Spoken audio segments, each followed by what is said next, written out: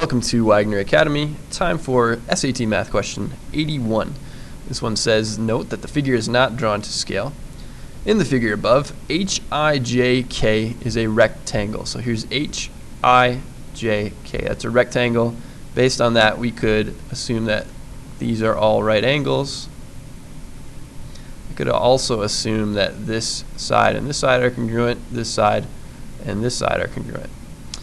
Continuing from there, it also says IL is perpendicular to HJ. So here's IL and here's HJ. They've already got that drawn in right there, perpendicular to HJ. If the length of HL is 2, so I'll put that in green here, that's 2.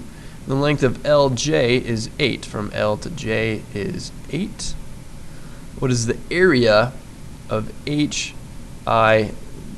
So I'm going to draw that in the triangle's area I'm looking for is this one right here. This one to here, down to here. So it looks to me like I already have some important information. I have the base right here. If I just had the height perpendicular to that base, I could find the area of that triangle.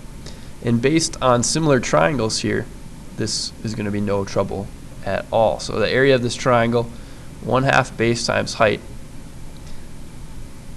If I use this from H to J as my base, that's going to be 10, 2 plus 8 there. And then the height we're going to figure out.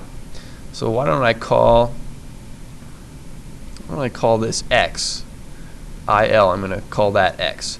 And so I have 3 triangles within this big green triangle. The big green triangle itself is 1, and then this is another one, and then this medium-sized one is a third one.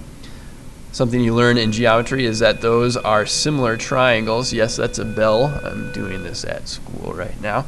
If you heard that bell, sorry about that. So we've got similar triangles here, here, and here. If I compare the same matching up sides in a proportion, I can solve for X.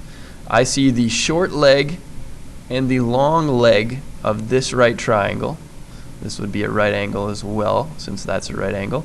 So a short versus long leg of this right triangle, it would be valid to compare it to this triangle in the same way. The short leg would be X in that triangle, and the long leg would be 8 in that triangle. And there, if we cross multiply, we'd have X squared equals 16. That means X would have to be 4, since we're talking lengths. Positive 4 is the one that would work here. Therefore, I could take this value, plug it in for my height. That's my X, that's my height, which is perpendicular to that base.